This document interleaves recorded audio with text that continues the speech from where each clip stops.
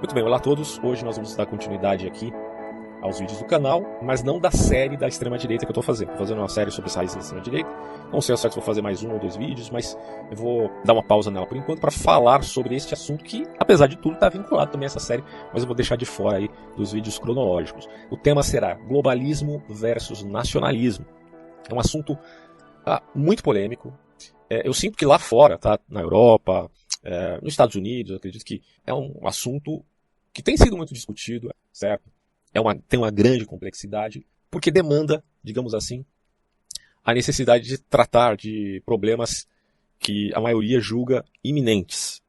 Aqui no Brasil, eu percebo que há, pelo contrário, embora, claro, esse tema também esteja sendo discutido, nacionalismo e cosmopolitismo, mas eu sinto que aqui é meio ofuscado ainda por aquela noção um tanto rasa, né, do debate da esquerda e da direita. Então ambos os lados, geralmente extremistas, acabam acusando o outro, certo? E mantendo sempre o debate muito raso, né, sem se aprofundar, porque o importante é a gente conhecer as raízes de determinados movimentos, e não a casca. É claro que a gente precisa também saber como que esses movimentos estão articulados atualmente. Mas a gente precisa ter também a noção do seu âmago, de onde surgiu essa disposição mental. E é isso que eu estou tentando trabalhar, por exemplo, nessa série que estou fazendo sobre a extrema-direita. Que existe, tá? Existe. O cara fala que tem um rapaz comentou aí recentemente que não existe extrema-direita, só existe extrema-esquerda, esquerda e direita. Eu fico imaginando como esse sujeito aloca, né, essas ideias do ponto de vista aí do evidente radicalismo que existe aqui no Brasil na direita bolsonarista, porque para mim é uma coisa muito óbvia, mas enfim. A gente vai falar um pouquinho sobre isso, até porque o Bolsonaro, veja bem, ele é um representante, não sei até que ponto ele é comprometido com isso, mas ele é um representante de um certo nacionalismo, tá?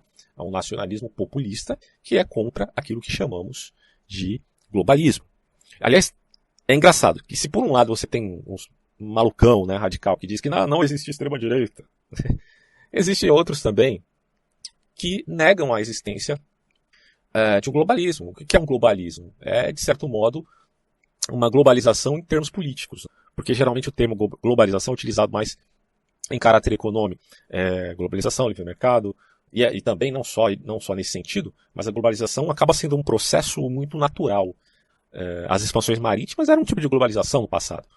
Hoje você tem uma globalização que é praticamente dada por conta da revolução da internet. Então, bom, não há como evitar a globalização, mas o globalismo em termos atuais, de fato é um conceito novo, mas é muito real, e ele se refere a um poder político que teria, digamos assim, pretensões de cunho governamental. Então, um poder político que seria, ou na verdade, ou seria suprapolítico, ou seria político mesmo, como se tornando um governo único, certo? O que é algo assustador, mas é um tema que a gente não pode deixar de lado e dizer que não existe. Então assim, eu deixei 4 links aí embaixo desse vídeo que eu conclamo você a dar uma olhada depois, tá? O primeiro link é uma matéria da BBC Brasil sobre o Clube Bilderberg. Acho que é bem sucinto, né? É um resumo bem básico, né, sobre o tema. Então se você não conhece muito sobre esse assunto, dá uma lida nessa matéria que é bem interessante. É uma matéria já antiga. Acho que é do ano retrasado, de 2019, se não me engano. Depois dá uma olhada aí na data. Mas tem o link que eu deixei aí também, que é uma entrevista de um autor português que trata justamente, né, desse tema, o Clube Bilderberg. Então é bem interessante dar uma olhada aí nessa entrevista, quem sabe até comprar o livro desse autor. Tem vários livros escritos aí sobre o Clube Bilderberg. Alguns extrapolam demais na questão da conspiração, outros extrapolam demais no ceticismo. Enfim, é uma questão para se analisar. Tem também um debate que eu deixei linkado, que é do Olavo de Carvalho e do Paulo R. de Almeida, que inclusive já estão brigados, né? Na época acho que não estava muito, mas agora, depois desse debate, os caras, enfim. Mas o debate é interessante, porque o Paulo vai dizer que o globalismo é um poder fantasmagórico, que se de fato existe alguém que tem essa intenção, isso fica apenas num âmbito privado e não tem consequências concretas. Um resumo aí a grosso modo. Já o Olavo não. O Olavo diz que de fato existe essa intenção globalista. Isso está muito bem documentado. Ele inclusive cita o livro do Daniel Stulin, que vai trabalhar de maneira bem pontual, né, esse tema aí do Bilderberg, e que, embora não se alcance necessariamente esse tal globalismo, a intenção já é prejudicial. É bem interessante o debate, então assistam aí, caso você já não tenha visto, que também é um debate bem antigo. E o outro vídeo, que esse aqui eu realmente enfatizo, vocês têm que assistir, que é uma entrevista daquele programa TED, lá estadunidense, se não me engano, não sei se é britânico também, eu nem estou lembrado qual a origem desse programa, mas tudo bem. É uma entrevista com o Harari, né? O Yuval Noah Harari, aquele escritor do livro Sapiens e do livro Homo Deus. Ele escreveu outras obras, mas essas duas aí são muito interessantes, porque uma trata do passado, outra trata do futuro, certo? Então, o Harari, ele se coloca claramente como um globalista. Então é muito interessante a gente ver que há respaldo para dizer que essa intenção de fato existe, uma vez que um livro best-seller fica propagandeando essas ideias aí. Então eu escrevi um texto aqui, eu vou ler para vocês, os pormenores deste debate. Então o título, depois eu vou até deixar isso aqui na página lá do Face, o próprio texto. O título é o seguinte: a soteriologia nacionalista versus a soteriologia cosmopolita. Por que soteriologia? Porque é uma doutrina da salvação, tanto para nacionalistas radicais, quanto para ultracosmopolitas. É um termo que eu estou adequando aqui para entender o ponto. Nos dois casos, nós temos aquilo que Eric Wegener chamará de imanência escatológica, ou a imanentização do escatom. Em outros termos, você vê religião política tanto no ultranacionalismo quanto no cosmopolitismo radical, certo? Alguém poderá criticar a referência a Eric Wegener, já dizendo, você tem uma tendência de direita. Bom, já me coloquei aqui como um liberal, que tem traços conservadores. Então, para quem assiste meu canal já sabe disso. Agora, eu me proponho a refletir os assuntos, tá? E não rechaçar pela métrica rotulante de que isso é uma conversa de gente que é da esquerda ou é da direita ou é globalista. Não vamos comprar a ideia tão de cara assim. A gente precisa refletir o assunto, certo? Então, primeiro, eu começo dizendo o seguinte: todos nós sabemos que a ordem vigente, no final do século XX, na verdade, ali na metade do século XX em diante, e começo do século XXI, é de que o mundo é baseado em tratados de paz, em acordos, justamente em vista de fazer uma vigilância quanto aos conflitos políticos, né?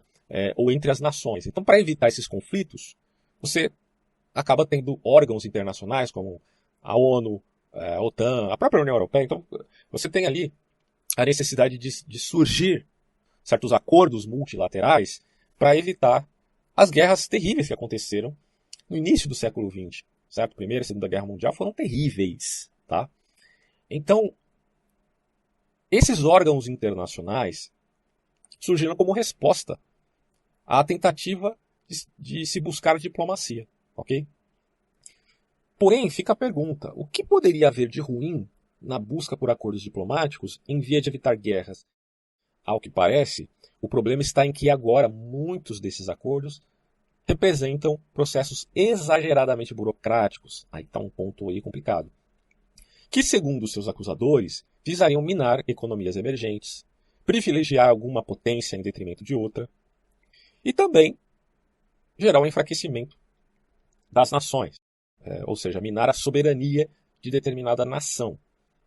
Mas se há de fato uma elite que tem a pretensão globalista, quem seria essa elite? Fica a pergunta. Aí tem as respostas. Bom, alguns vão dizer que são famílias dinásticas, outros que estamos lidando com filantropos megalomaníacos, ainda outros verão o grande mal da humanidade nos banqueiros, ou, enfim, em políticos que tenham essa ideia mais cosmopolita e mais aberta, né, ao multiculturalismo, porque o multiculturalismo é aquela coisa, você admite a multiplicidade de culturas, ok? Você não quer necessariamente destruir essas culturas, mas você acredita que há a possibilidade do processo de aculturamento, do diálogo entre as culturas. Bom, até aí tudo bem, não acho que é errado isso.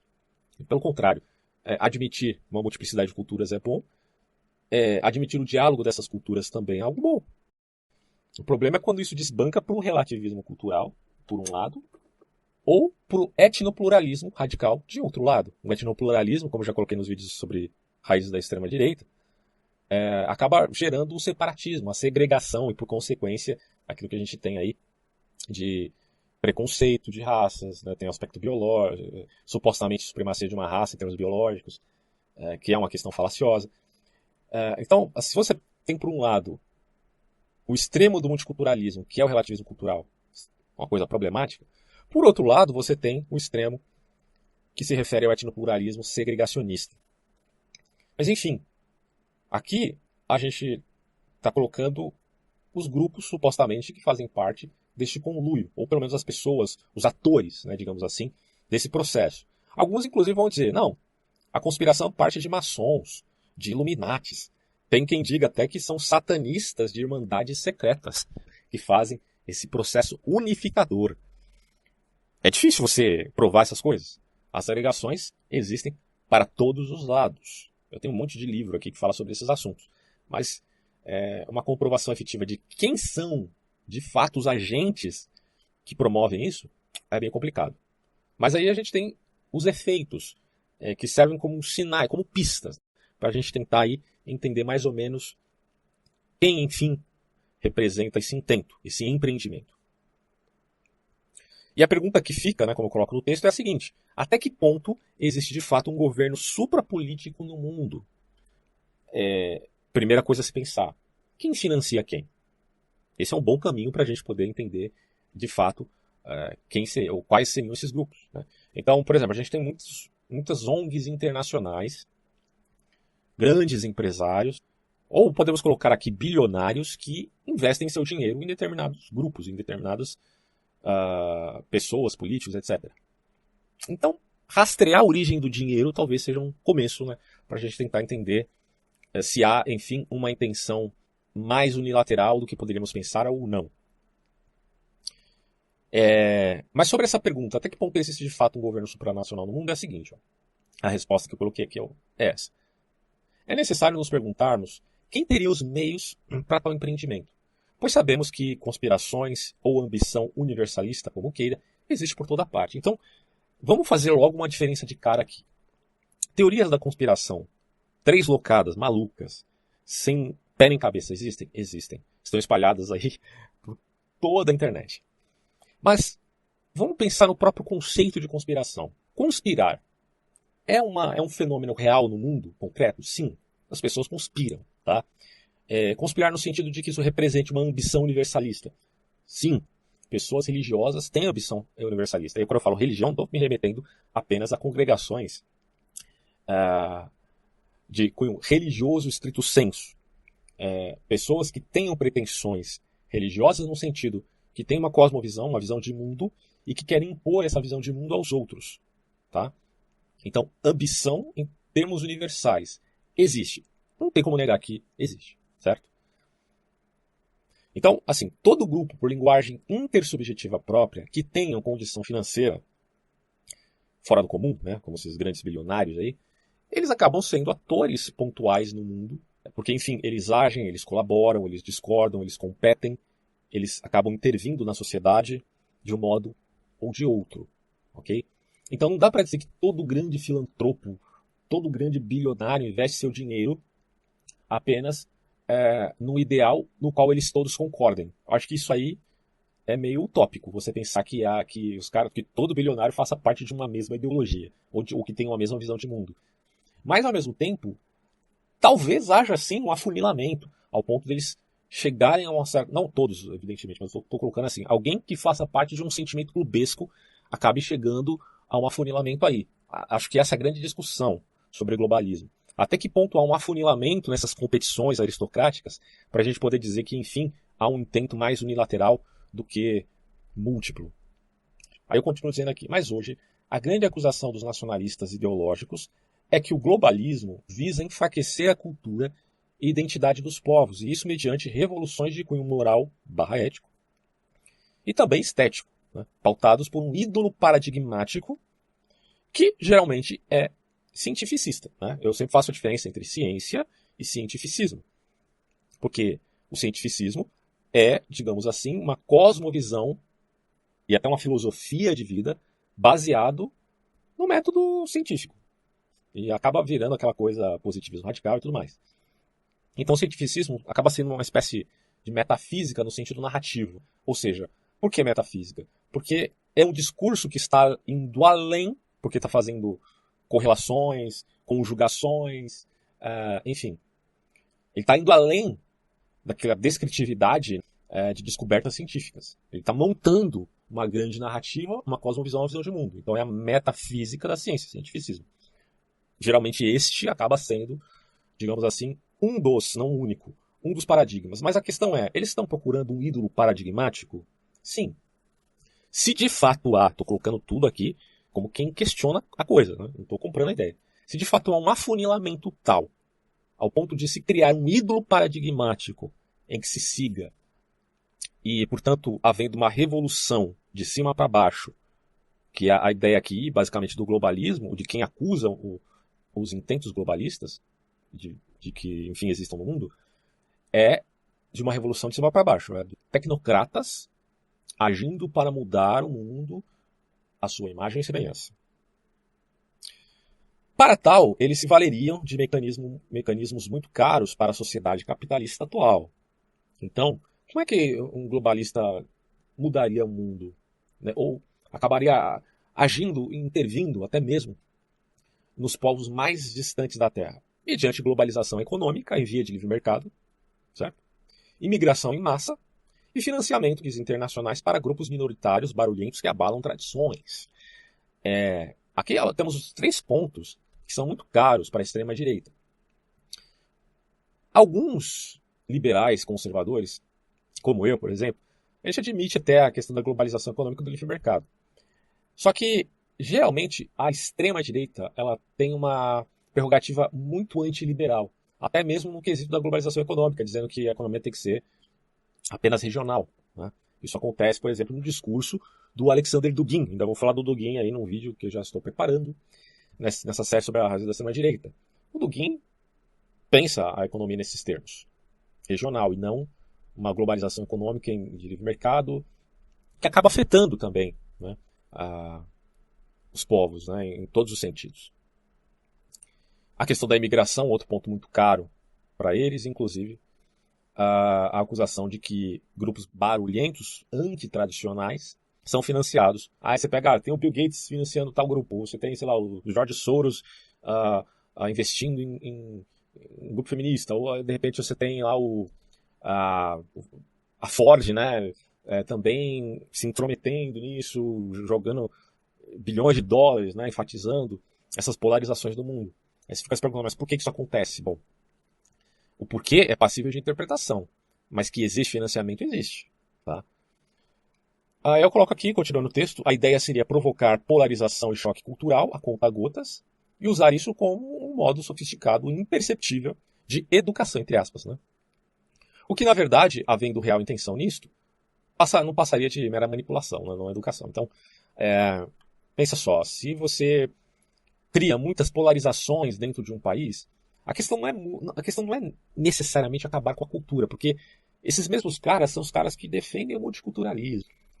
Mas o ponto aqui, supostamente, seria enfraquecer as soberanias nacionais mediante polarização. E você vai gerar um ressentimento total, né, nesses países. E assim, negar que isso acontece, meu Deus do céu, não tem como. Não tem como você negar que existam polarizações. Esse dia eu estava, inclusive, assistindo um vídeo de um rapaz, estudante da PUC, eu não sei exatamente que curso que ele faz, mas ele estava dizendo que teve que chamar a polícia por causa da professora dele, de filosofia, que meio que perseguiu de algum modo o sujeito ali, porque ele contestava as ideias dela. Então, esse tipo de coisa é muito grave. E os ressentimentos são mútuos de um lado e de outro. Os exageros também são recíprocos, de um lado e de outro. É algo que acontece. Rastrear isso para saber o porquê que essas coisas acontecem é algo que a gente precisa ter um processo maior de investigação. Mas talvez isso se dê de fato porque essas coisas estão sendo propagandeadas e subsidiadas por dinheiro de pessoas que têm condição de fazê-lo e que têm alguma intenção nisso. Resta saber qual é. Aí eu coloquei aqui, há décadas a extrema-direita, inclusive ultranacionalistas, você tem a alt-right, você tem a direita francesa, você tem a direita europeia, alemã, eles sempre estão batendo na mesma tecla, alertando o mundo a respeito dos perigos de um pretenso globalismo. A extrema-direita também seguem um método, uma estratégia, que é a estratégia da metapolítica, que a gente pode sintetizar como sendo um gramscismo de direita, que visa combater o cosmopolitismo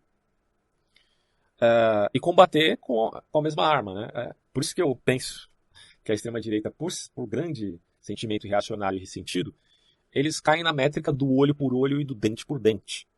Bom, se a guerra está no âmbito cultural, na busca de hegemonia, então vai ser olho por olho, dente por dente. Se eles, de fato, estão manipulando as pessoas no sentido de propagar ideias universalistas, globalistas, etc. e tal, então a gente vai trabalhar aqui, dirão eles, o processo com a mesma estratégia, mas de modo invertido. É a metapolítica, gramscismo de direita. E há entre os mais radicais, nesse ramo extremista, que pensa até em fechar fronteiras, similarmente ao que acontece na Coreia do Norte. Só que é aquela coisa, né? Não é a maioria que pensa assim. Né? O pensamento majoritário, mesmo de extremistas e populistas de direita, é fazer acordos de cunho bilateral, é você ficar de olho, é mais você trabalhar as metas narrativas e o processo metapolítico, né? Ao invés de fechar a fronteira e isolar o país. Né? O próprio Bolsonaro não faz isso, né? Eu até coloquei aqui, ó. Boa parte dos governos de direita populista, como é o caso do Brasil, costumam manter uma postura suspeita sobre tratados que atestam catástrofes iminentes, como é o caso do Acordo de Paris, que, como você já sabe, né, visa aquela coisa da redução da emissão de gás estufa, que, por fim, este tal provocaria o aquecimento global. Então, o acordo meio que tem a ver com o processo de minimizar esse problema, supondo, portanto, que há de fato o aquecimento global. O governo Bolsonaro, aqui no Brasil, é sem dúvida uma representação de resistência ao globalismo, mas ele também é marcado pelos vícios da extrema-direita, coloquei aqui, o negacionismo, a falta de decoro. Eu coloco falta de decoro aqui por quê? Porque nem todo mundo é globalista. Ah, mas são idiotas úteis. Tá, mas isso não te dá o direito, supostamente, né? Mas isso não te dá o direito de você tratar todo mundo como se fossem animais selvagens. Né? Então, a total falta de decoro ao cargo que o Bolsonaro tem.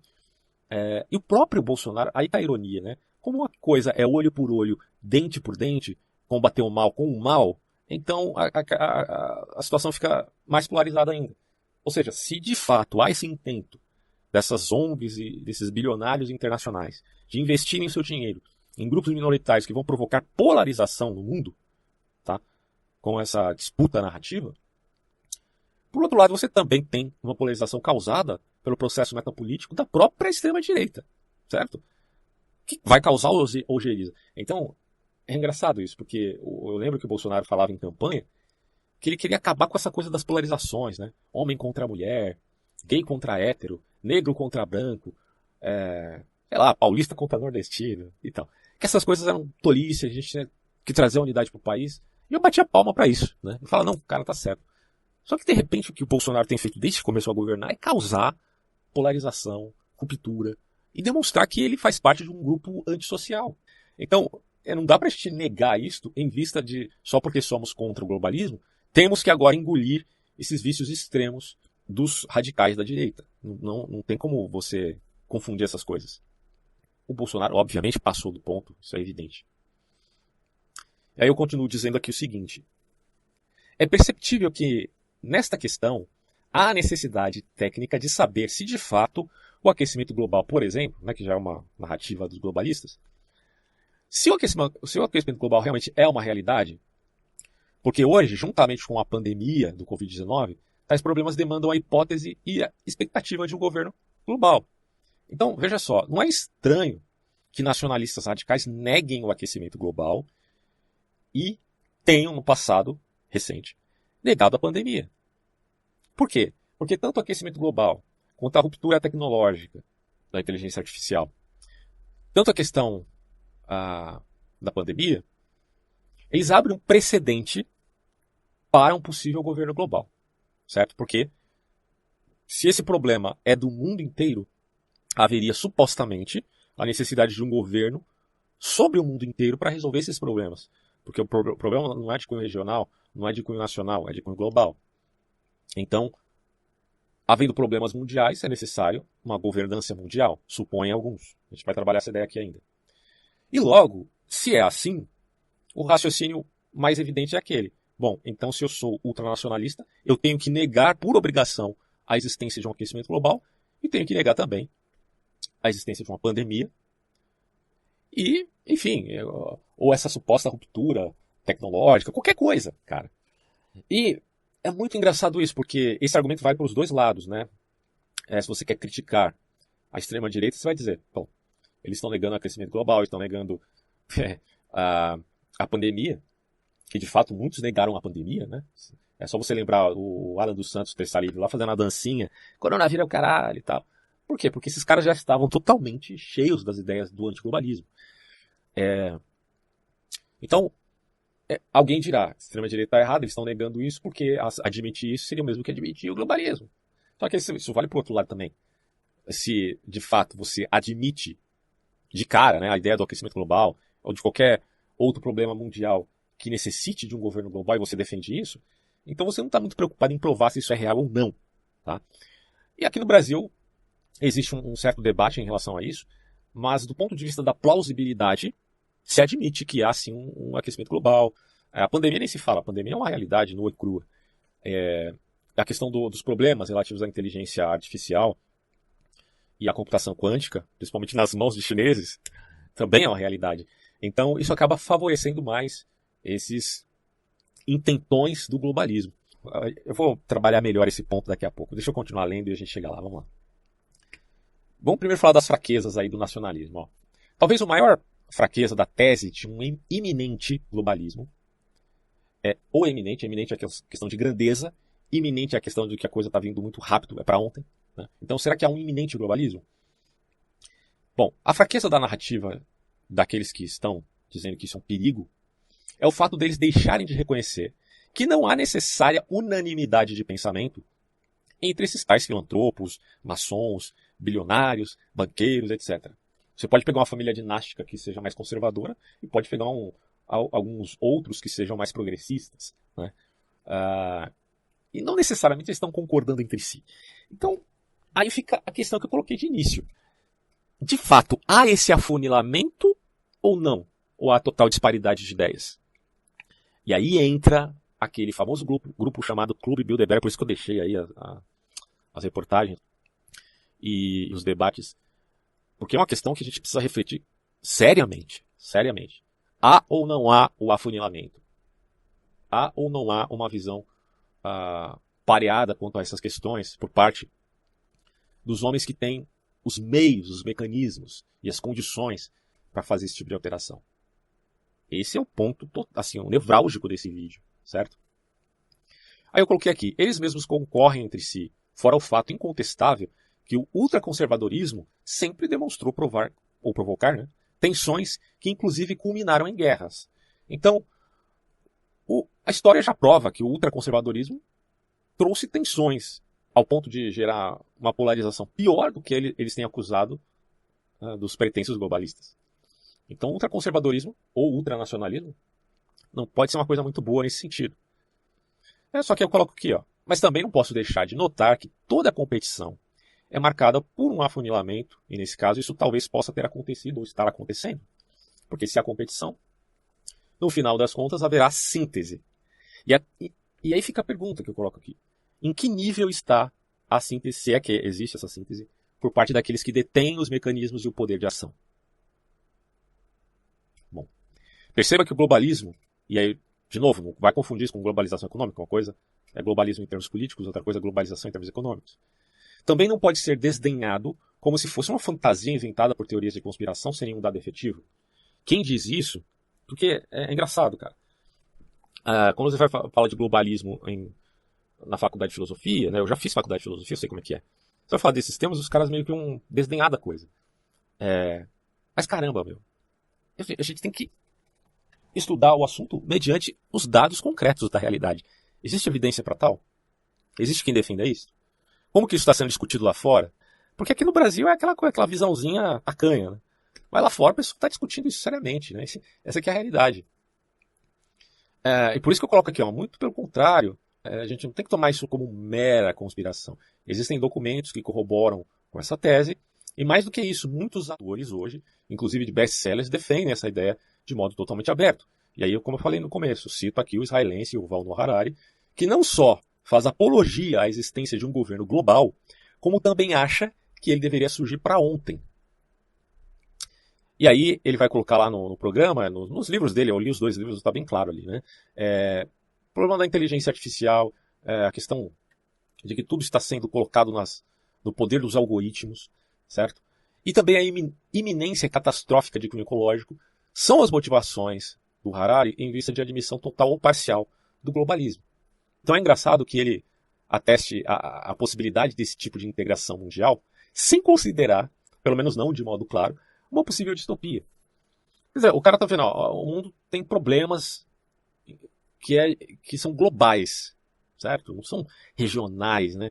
Numa pontinha do mundo. Não, é um problema geral, global.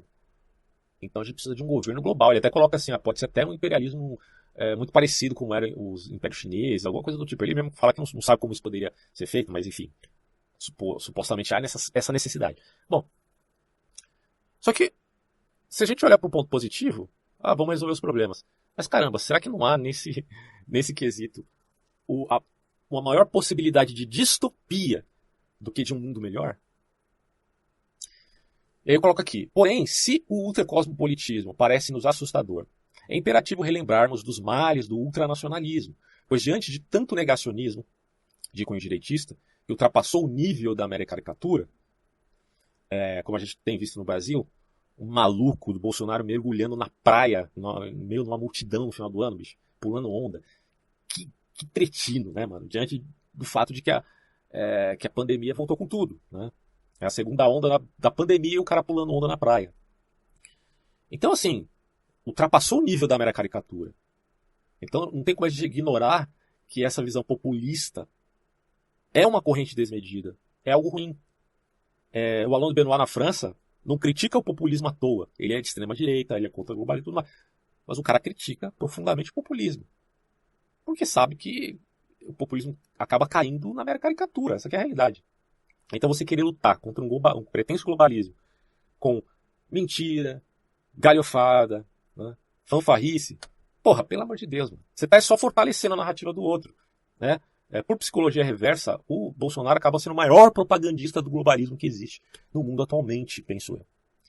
Então, não há por que a gente criticar o Harari aqui quando ele alerta a respeito dos abusos de ideólogos nacionalistas.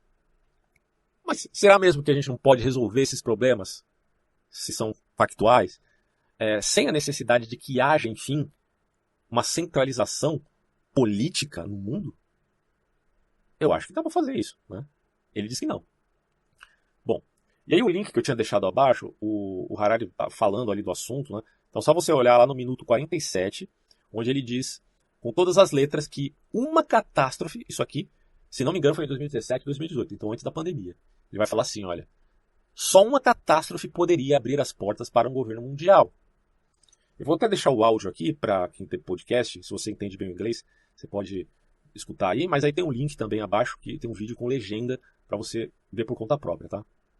Então fica aí com o áudio. I've read the text right here. One option that some people talk about is that only a catastrophe can shake humankind and open the path to a real system of global governance. And they say that we can't do it before the catastrophe, but we need to start laying the foundation so that when the disasters strike, we can react quickly. But people will just not have the motivation to do such a thing before the disaster strikes. Então você vê, cara, que isso é surpreendente. Porque essa entrevista foi feita antes da pandemia. Não é que eu estou dizendo aqui que o senhor Yuval Noah Harari tenha vínculos efetivos com tal e tal grupo, só porque ele fica propagandeando essas ideias, né? Não é isso. A gente tem que lembrar, por exemplo, que o vírus ele veio da China. E até onde eu sei, não tem como você comprovar efetivamente que o vírus tenha sido fruto de intencionalidade humana. Não estou dizendo que ele foi produzido em laboratório. O vírus ele pode ser totalmente natural, né? Mas a propagação dele pode ter sido intencional também. Não haveria necessariamente esse problema, mas não tem como provar isso. Esse é o ponto. Agora, que é uma baita coincidência, certo? Porque o cara propagandeia a ideia de um governo globalista, dizendo, para que isso exista, só mesmo uma catástrofe. E de repente a catástrofe acontece 2 anos depois. Não, sei lá. É coincidência. É uma puta da coincidência. Mas, de novo, eu não estou dizendo que o cara tenha vínculos com esses grupos. Enfim. E aí fica a questão do Clube Bilderberg, algo para a gente pensar. O Clube Bilderberg é um grupo claramente elitista. Ele joga com os maiores interesses que existem no planeta Terra, e isso de modo fechado e secreto. Isso é um fato, tá? Leia uma reportagem da BBC Brasil, vocês vão verificar que, bom, isso acontece, ponto. O fato existe. A interpretação do fato é outra história. Os caras estão lá fazendo reuniões. Inclusive teve uma dessas reuniões que eles convidaram, se não me engano, o genro do Donald Trump. Curioso isso, né? Mas enfim, as reuniões existem. Portanto, meu caro, suspeitar disso não é algo irracional. Eu não consigo ver irracionalidade alguma em você suspeitar desses grandes magnatas na política, de multinacionais, enfim, os grandes banqueiros, os caras reunidos ali para discutir os rumos do mundo. Não, mas quem são eles, afinal de contas? Os caras estão parecendo meio que um poder supranacional, né? Enfim. E aí eu coloco aqui uma ideia que eu tirei do vídeo desse autor português que escreveu sobre o Clube Bilderberg. Ele vai dizer mais ou menos assim, ó. Lembremos que reuniões secretas em tempos de ditadura é um ato de coragem. Tá? Você está numa ditadura, de esquerda, de direita, tanto faz. Você quer ter liberdade de ir e vir, enfim, e você foi libado disso. Então, reuniões secretas acabam sendo um ato de coragem.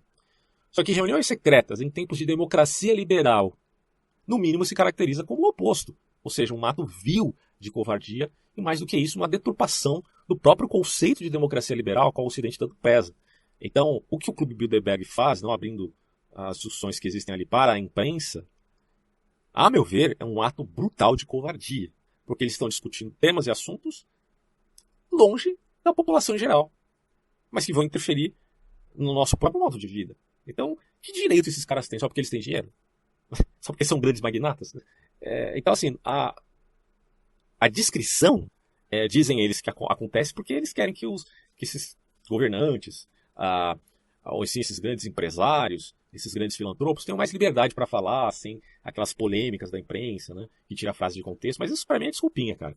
Não dá para acreditar que os caras fazerem reuniões secretas seja algo que vise o benefício geral da população.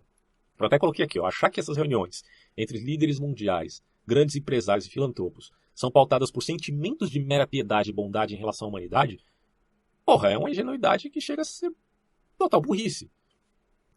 E muitos anticonspiracionistas apelam a tal ideia. Só que aí está o problema. Dizer essa obviedade não implica que eu estou aqui dando aval aos saltos lógicos de conspiração A, B ou C, que você vê aí na internet, no YouTube.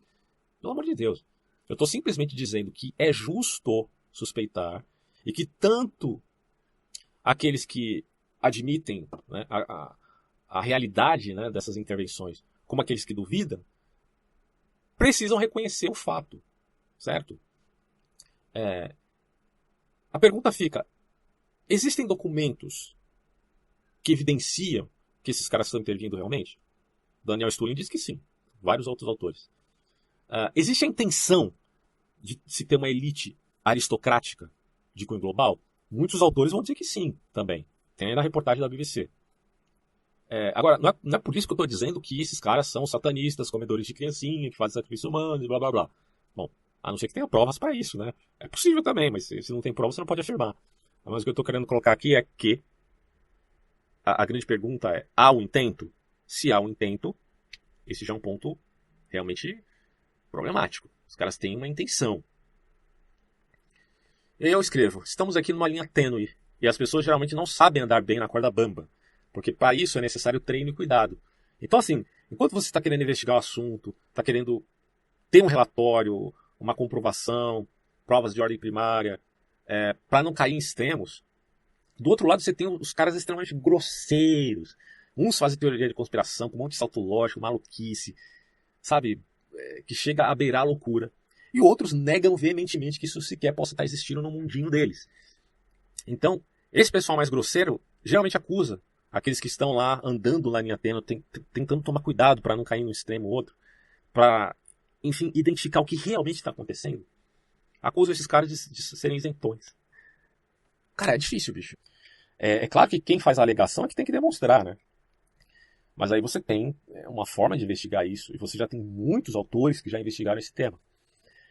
Só que do outro lado, que é o lado da total crendice, tem os seus perigos também. Porque quando o Hitler espalhou seu veneno dizendo que havia no mundo uma conspiração judaica internacional, pautada naquele livro fraudulento, né, o Protocolo de Sabicião, muita gente acreditou. E essa narrativa serviu, inclusive, para a perseguição de grupos minoritários, primeiramente os estrangeiros, os próprios judeus, mas também testemunhas de Jeová, ciganos, gays. Então muita gente morreu por causa de uma narrativa que se baseava num livro fraudulento. Então você tem perigos, tanto do lado do ultranacionalismo, quanto do lado desse ultracosmopolitismo irracional. Ou seja, se o perigo, se há a intenção globalista, então o perigo de uma tecnocracia que faz a evolução de cima para baixo é real. Não tem como se negar se de fato isso existe. Agora, o ultranacionalismo também é perigoso. Então, assim, por que eu tenho que negar que se de um lado existe uma besta que parece um dragão, por outro lado não exista uma outra besta que parece, sei lá, um leopardo, mano, fazendo apelo aqui ao livro do Apocalipse. Você pode imaginar, bicho, que existam duas bestas e não uma só, e aí a gente tá num mato sem cachorro. É aquela velha ditado, né? Se correr o bicho pega, se ficar o bicho come. Porque pode ser que existam mais de um dessas bestas animalescas no mundo. E eu, sinceramente, acho que sim. Então, continuando o texto aqui. Ora, não é surpresa que ainda existam pessoas que acreditem numa conspiração judaica em pleno século XXI. Pois a sedução de que há no planeta um grande mistério em termos de disputas políticas fascina os homens desde sempre. Esse, inclusive, é um argumento de quem é totalmente contra a ideia de qualquer tipo de conspiração mundial. Porém, a verdadeira surpresa é que pode ser que, de fato, essa conspiração universalista exista. Mas, claro, em algum grau específico, que deve ser avaliado. Afinal de contas, conspirações no sentido de serem conluios, tá? Elas estão presentes em todo lugar, até mesmo na pré-escola do seu filhinho de 7 anos já existe pessoas que conspiram, fazem apostas e, enfim, acordos em benefício próprio. Acontece que conspirações em termos de daqueles que buscam interesses em detrimento de outros, são geralmente plurais e evidentemente não seguem a métrica tosca de um nazismo da vida, ou de um stalinismo, ou de qualquer grupo que faça seu adversário o único bode expiatório do mundo, por pura conveniência. Se a gente pensar bem, o nazismo ele tinha pretensões imperialistas. O próprio nazismo já é uma conspiração. A conspiração nazista existiu. Quem é que vai negar isso? Que Hitler tinha a pretensão de expandir-se ao mundo inteiro. De tornar a suprema raça, né, os arianos. Ter um reino de 1000 anos e tal. Isso é uma conspiração. Certo? Ela existiu? Existiu. Só que Hitler ele acusava outros de fazer uma conspiração e ele ser a resposta contra essa tal conspiração, que era judaica. Olha que sacana, né? Então, o bode expiatório sempre é fundamental para você fomentar os seus grupos fanáticos para que eles façam mal em nome de um suposto bem maior. Isso é muito problemático, tanto no mal que se vê no ultranacionalismo, quanto no mal que se vê no ultracosmopolitismo. Em ambos os casos, eles estão procurando justificativas para exercer o seu apoderamento. Mas não há como negar que sempre existiu no mundo formação de elites e competição entre aristocratas. O próprio Gaetano Moscas, né, como já falei no meu vídeo sobre democracia, ele vai dizer que no final, tanto a monarquia quanto a aristocracia, que já é por si mesmo isto, né, quanto a democracia, acabam em oligarquias. Tudo bem, a corrupção da monarquia é a tirania, a corrupção da democracia é a demagogia, e da aristocracia é a oligarquia. Mas o que o Mosca diz é que sempre vai existir um grupo de aristocratas. Bom, e se há nessa competição um título, entre aspas, por conveniência, poderíamos supor um conluio sem fronteiras, tá? Ou seja, uma síntese que provocaria um direcionamento de algum ideal. Mas, de novo, se você não tem dados concretos, fica difícil de dar crédito a essa ideia. Só que, repito aqui, muitos alegam que existem esses documentos como já mencionei aí na obra do Daniel Stulin. Até que ponto ele exagerou, até que ponto ele se baseou em dados. É uma questão a se pensar. Porque a gente precisa sempre lembrar que narrativas ideológicas elas podem usar fatos, mas ainda assim interpretá-los ao seu bel prazer. Né? E isso é um outro problema. Que eu penso que assim, a melhor forma para a gente investigar essas coisas é a partir do mais evidente e ver até aí onde isso possa levar, em vista de evitar aquela tentação de dar saltos exagerados na descritividade do problema. Vamos baixar um pouco a bola, vamos ver até onde vai essa narrativa e se pautar o máximo possível no processo descritivo. Tentando evitar, não que a gente consiga, né? Sempre vai haver tendências, mas tentando baixar um pouco a bola da paixão ideológica, da vertente política, ou da crendice, ou do negacionismo, e investigar o caso, certo? E ver até onde isso vai. E por fim, a questão a se verificar é a seguinte: quem tem os meios para agir de modo eficiente em prol de determinado globalismo? E sendo assim, será que não há aí uma clara distinção entre diplomacia, que é bem-vinda e que não tem como você ser contra? As experiências históricas do século XX demonstram que a diplomacia e os tratados de paz são importantes no mundo. Mas uma coisa é isso, outra coisa são as burocracias que supostamente teriam aí intenção imperialista. Aí já é problema.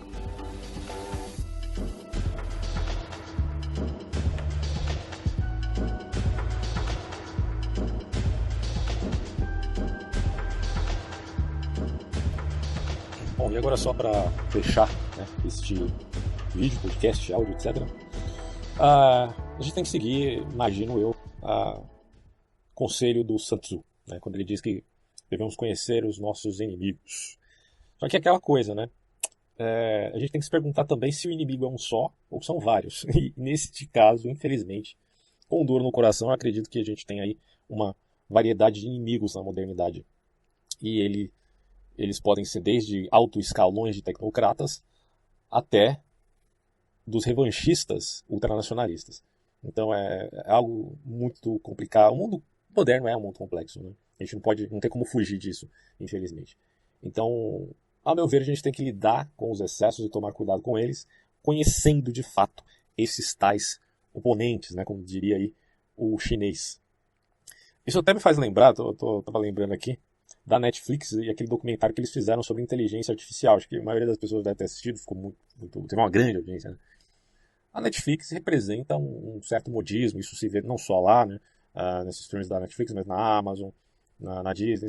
Então você tem essa coisa aparecendo ali, determinadas tendências. Claro, cada produtor tem, evidentemente, a sua visão de mundo, mas parece que há um certo filtro. Não sei se há mesmo, mas talvez haja. Então, de repente, a Netflix está lá falando contra a inteligência artificial, sendo que ela própria deve usufruir disso, evidentemente. Esquisito, né?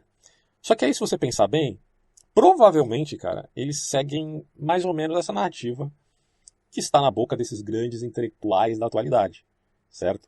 Porque se ela está dizendo que inteligência artificial é um grande problema que existe no mundo, indiretamente se segue a narrativa de praxe aí, que a gente acabou de ver do Yuval Noah Harari, por exemplo, de que sendo este um problema e causando isto uma ruptura de cunho tecnológico, haveria a necessidade do quê? De um governo que traria resoluções desses tais abusos das multinacionais, ou, se não aceitarmos isso, haveria uma diluição do mundo moderno. Então é um pensamento, de certo modo, catastrofista. Né?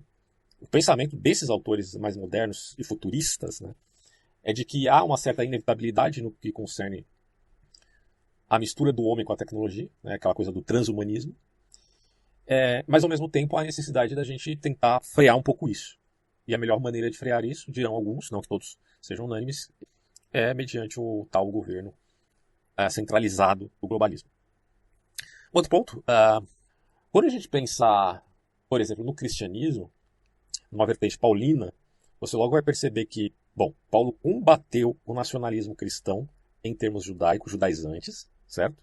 Combateu isso claramente, é só você ler lá, você vai ver. Mas, ao mesmo tempo, ele também não foi afeito a um protognosticismo que já existia à época, ou um gnosticismo nascente que se formava ali. Então, ele foi um equilíbrio entre esses excessos, o apóstolo Paulo.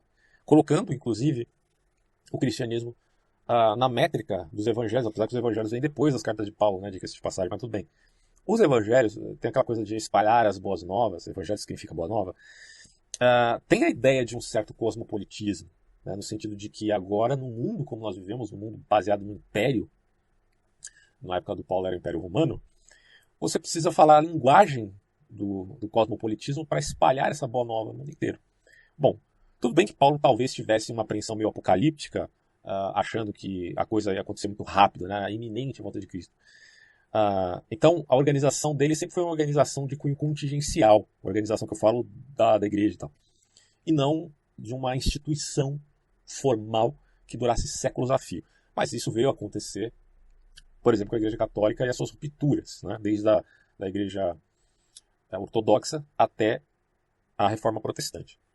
Então, o que se vê aqui é que, no início do cristianismo, o espalhar o evangelho significava: olha, vamos sair das amarras da cultura hebraica, porque você não vai estar pregando uma cultura, uma lei restrita a um determinado povo. Você vai estar só evidenciando o aspecto soteriológico, com algumas demandas mais importantes que foram definidas ali no Concílio de Jerusalém. Então, a gente percebe que o cristianismo mesmo, ele já, em seus primórdios, não era um ultranacionalismo de modo algum. Pelo contrário, abriu um espaço enorme para essa visão imperiosa, cosmopolita, e que se viu, inclusive, na centralização em Roma, que é uma crítica que a maioria dos protestantes fazem à Igreja Católica. Porque houve uma centralização. E essa centralização permitiu, né, dirão os católicos, que a fé prevalecesse, se desenvolvesse em termos filosóficos e ganhasse os patamares mundiais que ganhou. Bom, se a gente partir dessa métrica, né, desse argumento, fica estranho a gente dizer agora que o globalismo também não tem as suas razões, no sentido de que ele se propõe, num certo centralismo, defender, muitos dirão que não, mas outros podem dizer que estamos aqui a defender os valores do Ocidente, os pilares da cultura ocidental, e olhando no aspecto cultural, o que se vê no Ocidente é uma mistura e grande síntese de cultura. Então não é que a gente está comparando a cultura ocidental com uma cultura de uma determinada tribo indígena, porque a cultura ocidental é uma mistura de muitas culturas, é uma síntese da síntese da síntese. Então é diferente de uma tradição mais bruta, embora legítima, de uma determinada tribo indígena. Tá?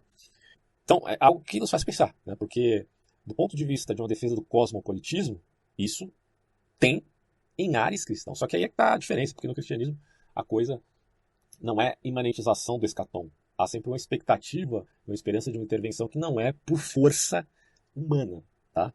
Não que o cristão também tenha que ser engessado em termos de progresso, né? Isso aí inevitavelmente acontece, mas que ele segue do ponto de vista de que, com prudência, admito mudanças, porque eu sei que a pretensão humana não pode fazer aquilo que Deus, enfim, prometera, iniciando aí a fé evangélica, ou seja, a fé numa boa nova, numa mudança estrutural efetiva no mundo.